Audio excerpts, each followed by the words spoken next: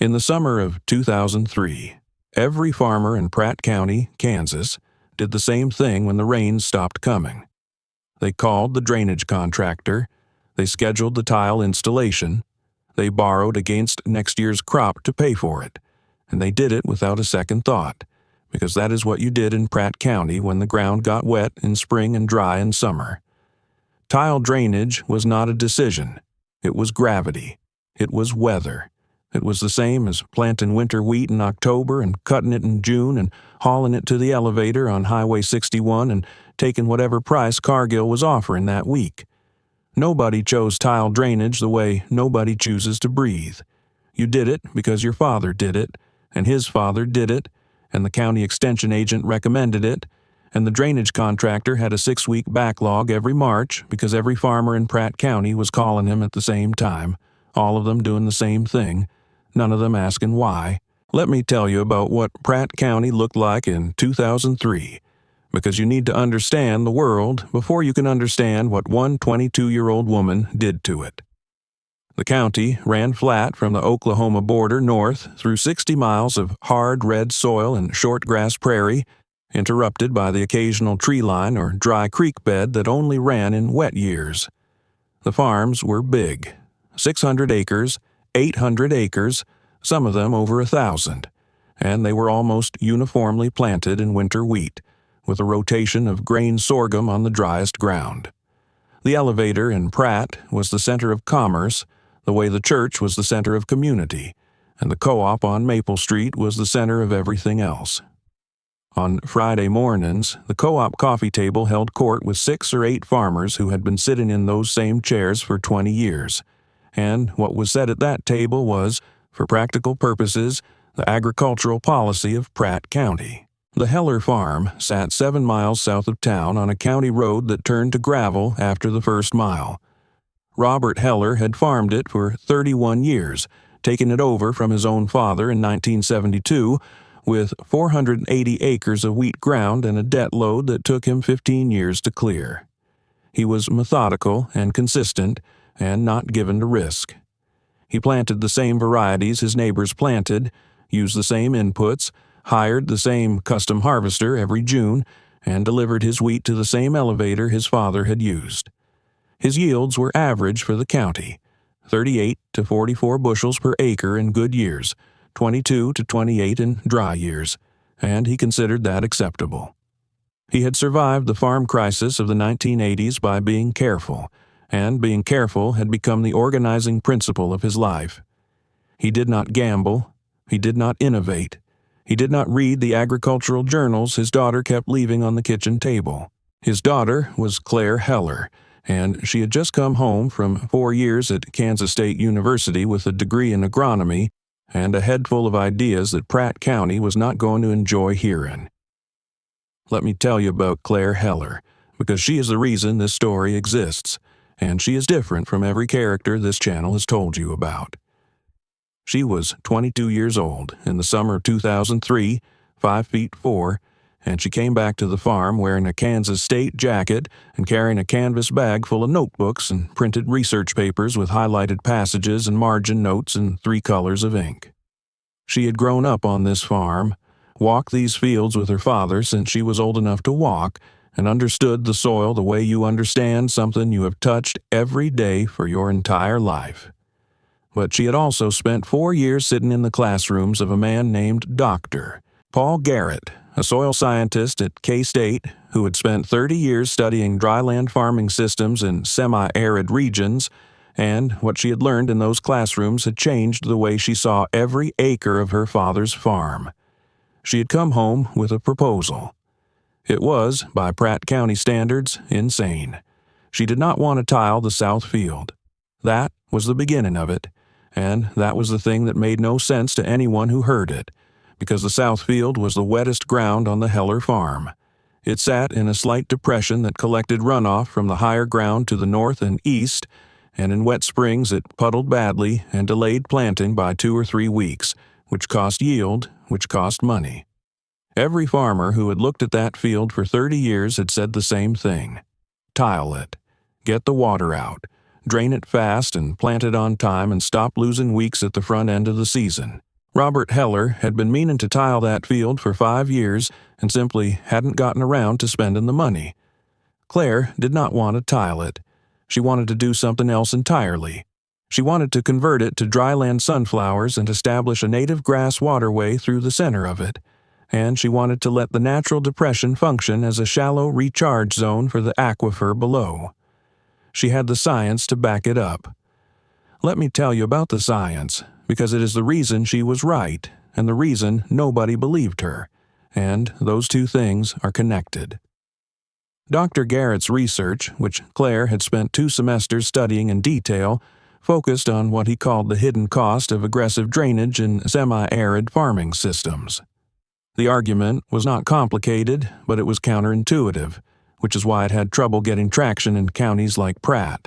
When you tile a field aggressively, when you install subsurface drainage pipe at 4-foot depths on 30-foot centers, which was the standard installation in south-central Kansas, you move water off the field faster than the soil can absorb it.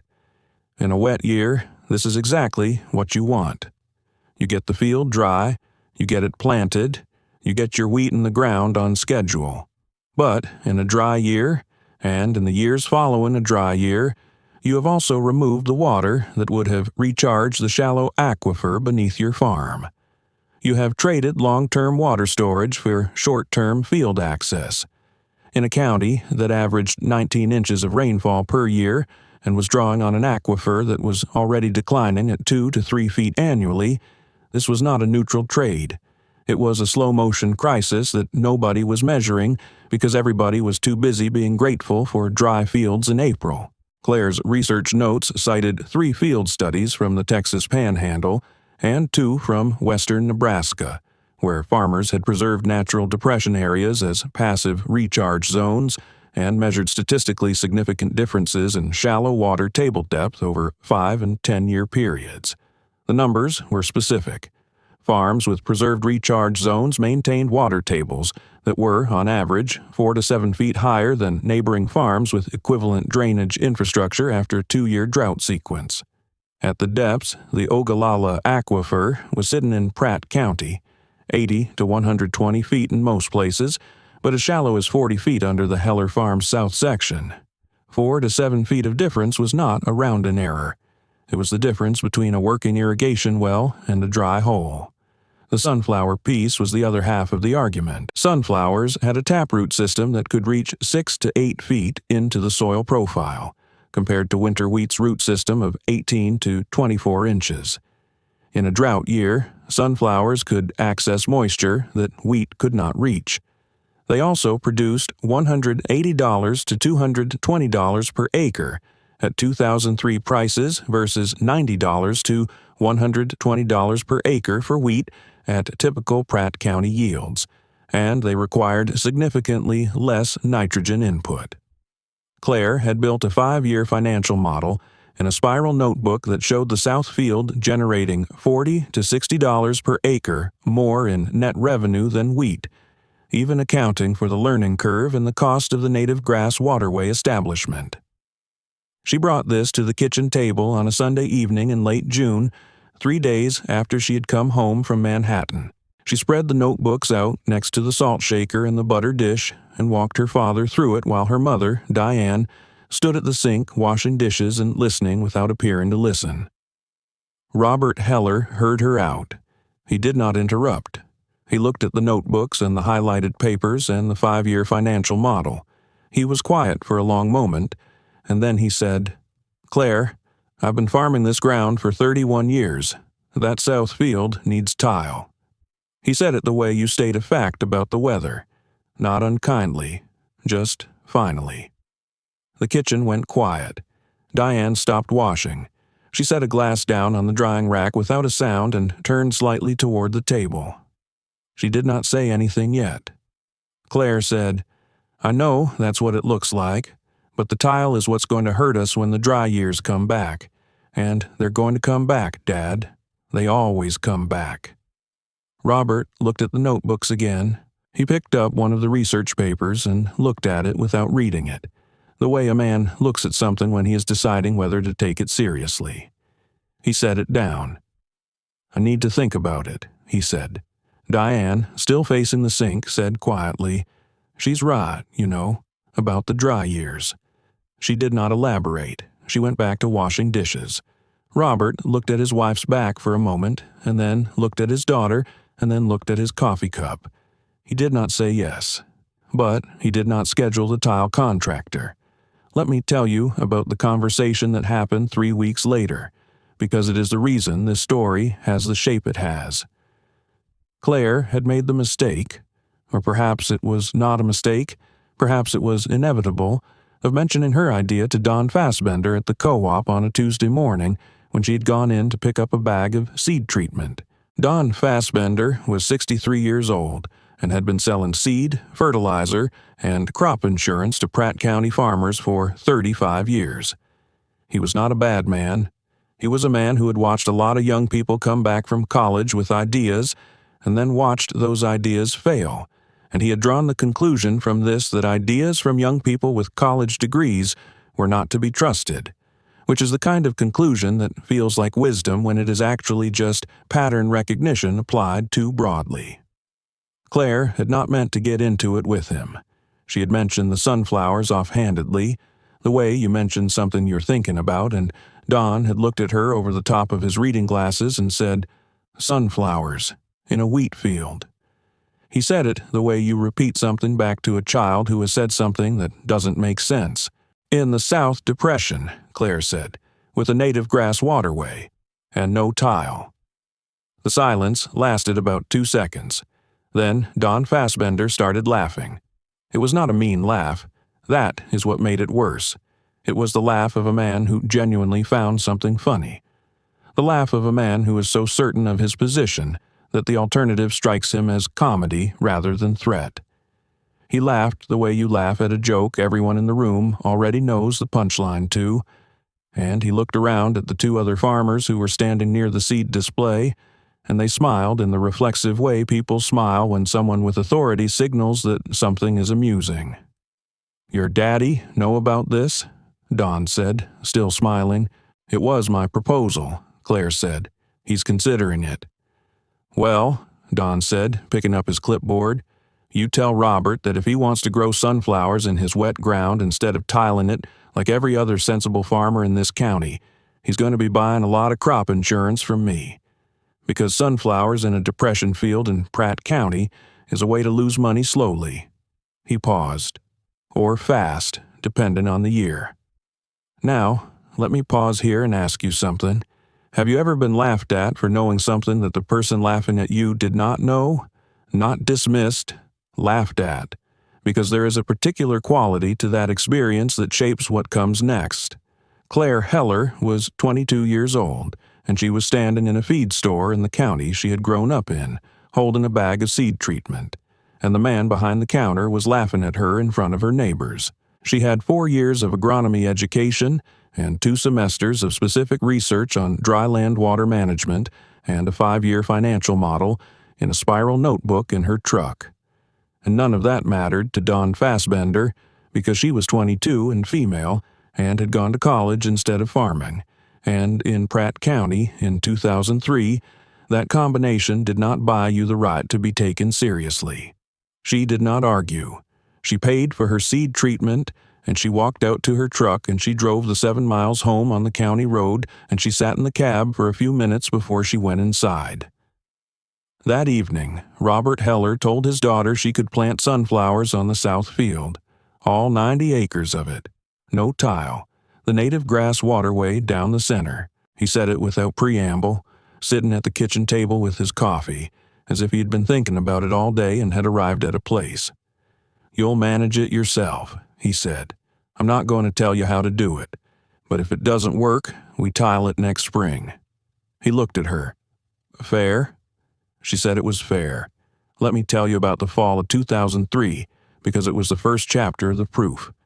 Claire ordered open-pollinated sunflower seed from a supplier in Nebraska, a variety called Hopi Black Dye that Dr. Garrett had flagged in his research as having exceptional drought tolerance and deep root development, and she established 12 pounds of native grass seed mix along the natural drainage channel through the center of the field, a blend of big blue stem, side oats grama, and buffalo grass that she had sourced from a restoration nursery in Hutchinson.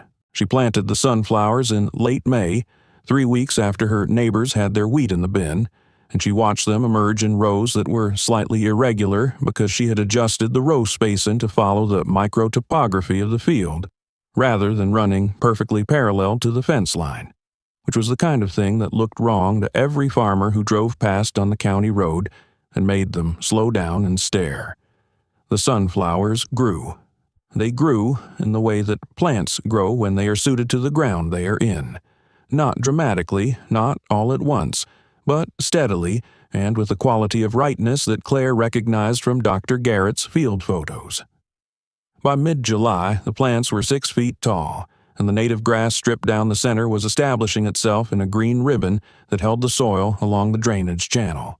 The field looked nothing like a wheat field. It looked like something from a different county, a different state, a different agricultural tradition entirely. Farmers who had known Robert Heller for 30 years slowed their pickups on the county road and looked at it without stopping, the way you look at something you're not sure how to categorize. Claire harvested 1,840 pounds per acre from the south field that fall, which, at the 2003 price of $0.115 per pound, worked out to $211.60 per acre gross. Her input costs, seed, fuel, drying, ran $68 per acre, leaving her $143.60 per acre net. The wheat ground on the rest of the farm averaged $104 per acre net that year, which was a decent wheat year.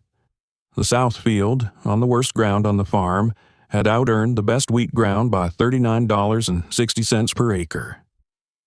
Robert Heller looked at the numbers at the kitchen table in November and did not say much, but he did not mention the tile contractor. Let me tell you about what happened at the co-op that winter, because it is part of the story even though it is small.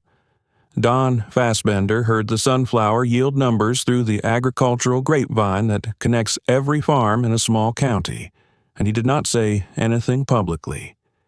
He did not acknowledge that the numbers existed. He continued to sell seed and fertilizer and crop insurance, and when the subject of the Heller Farms South Field came up at the Friday morning coffee table, he said that one good year didn't prove anything, that sunflowers were a niche market, that Claire Heller was going to learn a hard lesson when the market moved against her. He said it with the authority of 35 years behind the counter, and the men at the table nodded, because Don Fassbender had been right about most things for most of their farming lives, and one good year from a 22-year-old agronomist was not enough to unseat that. The 2004 season was average. Claire planted 90 acres of sunflowers again, added a cover crop of winter rye on the surrounding wheat ground to begin building organic matter, and continued to let the South Depression function as a recharge zone. Her yield that year was 1,710 pounds per acre, slightly lower than 2003 due to a dry August, but her input costs had dropped to $61 per acre as she refined her management, and her net came in at $135.50 per acre versus the farm's wheat average of $98 per acre. The gap was narrowing slightly, but still clear. She had now out-earned the wheat ground 2 years running on the field everyone said should be tiled. She had also been monitoring the water table. She had installed a simple observation well in the south field in the spring of 2003. A 4-inch PVC pipe driven to 50 feet with a perforated bottom section, and she had been measuring the water level monthly with a weighted tape measure. In the spring of 2003, the water table under the south field sat at 43 feet. In the spring of 2004, after one full season of allowing the depression to function as a recharge zone, it sat at 41.5 feet. 1.5 feet of recovery in one season. She wrote it in her notebook in blue ink and circled it. Let me tell you about the summer of 2005, because that is when the proof stopped being a matter of opinion. The drought that hit south-central Kansas in the summer of 2005 was not the worst drought in county memory.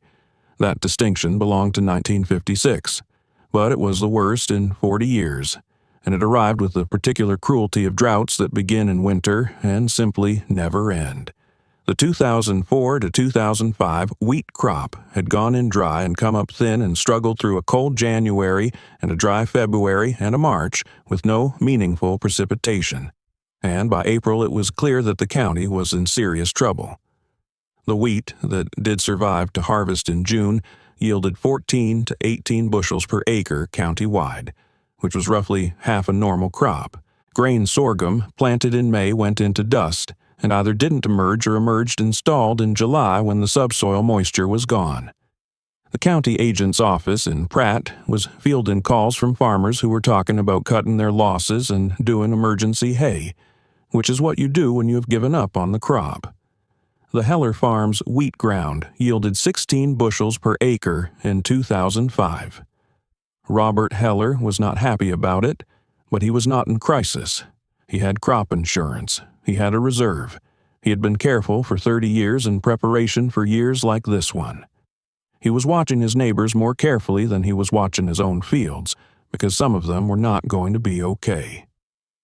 Claire's sunflowers went into the south field in late May of 2005, into soil that was dry on top, but had something underneath it that the surrounding wheat ground did not. The observation well in the south field read 40.2 feet in May of 2005.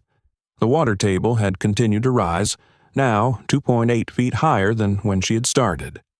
The surrounding farms, which had been aggressively tiled for years and had no recharge zones, were drawing on aquifer water that was declining.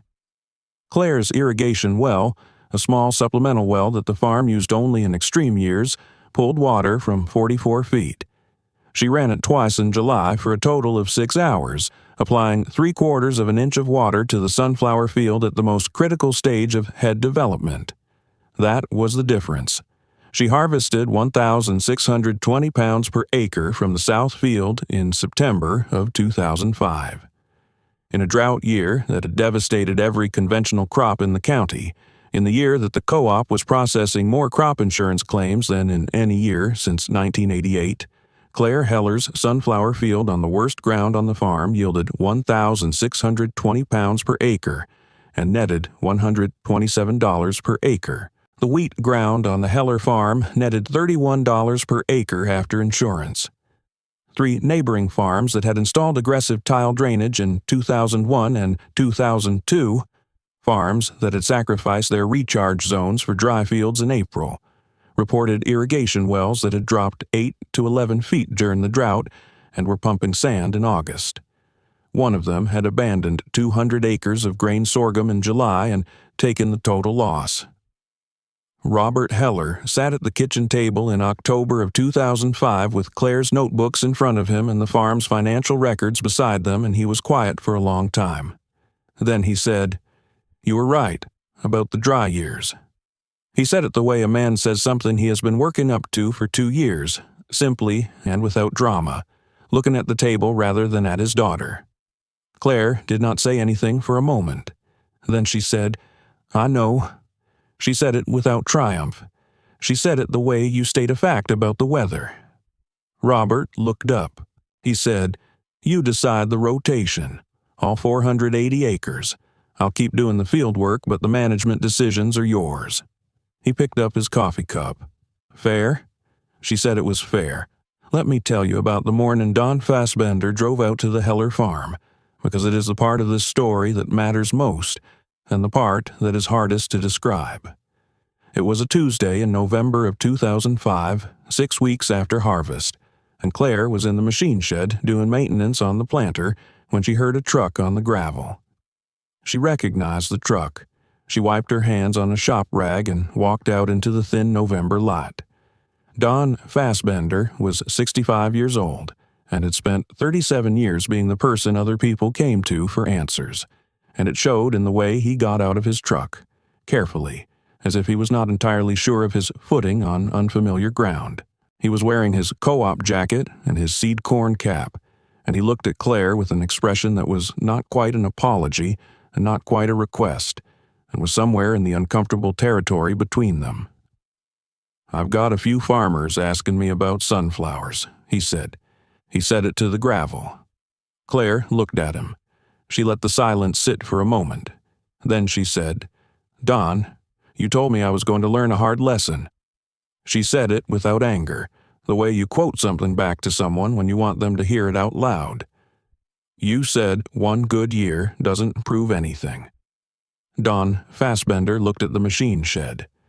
He looked at the gravel. He said, "I know what I said." "The lesson isn't that sunflowers are better than wheat," Claire said. "The lesson is that any farm that grows only one thing is a farm that needs only one disaster to fail. And the lesson is that when you tile every depression and drain every wet spot and strip every recharge zone out of this county, you're borrowing water from the future and pretending it's free. And when the drought comes, and it always comes, you find out what it cost." She paused. "That's what I would tell your farmers." Don Fassbender nodded slowly. He looked at the south field, which was bare and brown and resting under November sky, the native grass stripped down the center still faintly green at the roots. He said, "You got anything written up I could share with them?" She went inside and got him a copy of the research papers and a summary she had written herself, 2 pages, clear and specific, with the yield numbers and the water table data and the input cost comparisons. She handed it to him at his truck. He took it without meeting her eyes. He drove back down the county road toward town. Let me tell you about the years that followed, because the story does not end in 2005. By 2008, 11 farms in Pratt County had established sunflower rotations. By 2010, the county extension agent, a different one than had been there in 2003, a younger man who had read Dr. Garrett's research in graduate school, was hosting field days at the Heller farm in August when the sunflowers were at full head, and farmers were standing in the field rows with their boots in the soil, asking Claire questions about variety selection and row spacing and waterway establishment. She answered every question. She had, by then, converted 200 acres of the Heller farm to a 4-crop rotation: winter wheat, sunflowers, grain sorghum, and a winter cover crop blend, and the farm's average net revenue per acre had increased from $104 in 2003 to $161 in 2010, a 55% improvement on the same land base with the same equipment and the same family. She had also been invited to speak at the Kansas No-Till Conference in Salina in February of 2009, which was the first time she had presented her water table data to an audience larger than a field day. She stood at a podium in a hotel conference room with 340 farmers and agronomists in the seats, and she walked through 7 years of observation, well data and yield comparisons and per-acre revenue figures. And when she was done, the room was quiet in the way that rooms get quiet when something has been said that cannot be unsaid. Robert Heller was sitting in the 3rd row. When the applause started, he stood up. He was the first person to stand. Claire saw him from the podium, and for a moment she could not speak, and she did not try to. Let me tell you about the summer of 2019, because that is where the story earns its ending. Claire was 38 years old and had been managing the Heller farm for 16 years. Her father had retired from active field work in 2014, but still walked the fields every morning, and her mother still ran the farm's financial records.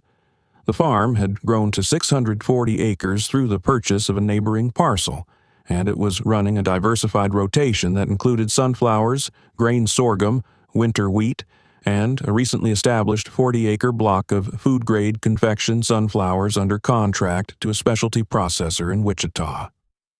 Claire's daughter, Maya, was 15 years old and had been walking the fields with her mother since she was old enough to walk, the same way Claire had walked them with Robert. Maya was quiet and observant, and kept a notebook of her own, which she had started at age 12 after finding a box of her mother's old research notes in the machine shed. In July of 2019, Maya came to the kitchen table with her notebook and a printed article from a regenerative agriculture journal, and said she wanted to talk about integrating a small beef cattle herd into the rotation using managed grazing on the cover crop acres. Claire looked at the notebook. She looked at the article. She looked at her daughter. She did not ask how old she was, or whether she had enough experience, or what the neighbors would think. She said, "Walk me through the numbers." Maya opened the notebook and started talking, and Claire listened the way her father had never quite managed to listen in the beginning, with her full attention and without the weight of 30 years of doing it the same way pressing down on every word. Robert Heller was sitting at the end of the table with his coffee, and he listened too, and after a while he looked at his daughter, and something passed between them that did not need to be said. Let me tell you one last thing, because it is the thing this story is actually about. The south field on the Heller farm has never been tiled.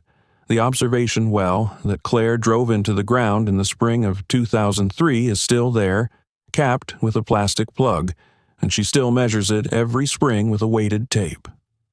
In 2023, 20 years after she came home from Kansas State with a canvas bag full of notebooks and a proposal that made Don Fassbender laugh, the water table under the south field sits at 37.4 feet. It has risen 5.6 feet in 20 years. The neighboring farms that tiled aggressively in the early 2000s are reporting water tables that have dropped an average of 14 feet over the same period. The aquifer is still declining in Pratt County, but it is declining more slowly under the farms that listened. Don Fassbender retired in 2012. He came to one of the field days at the Heller farm in 2010, 2 years before he retired, and he stood in the back of the group and listened to Claire talk about water table management and crop diversification, and he did not say anything, and nobody made him. That was enough. Claire Heller still farms the same 640 acres. She still carries a notebook.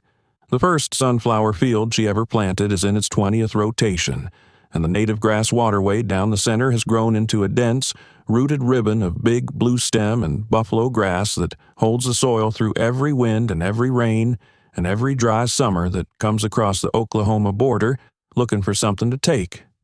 She planted sunflowers in a wheat county. They laughed. The drought came. The wheat died. The sunflowers lived. The water table held.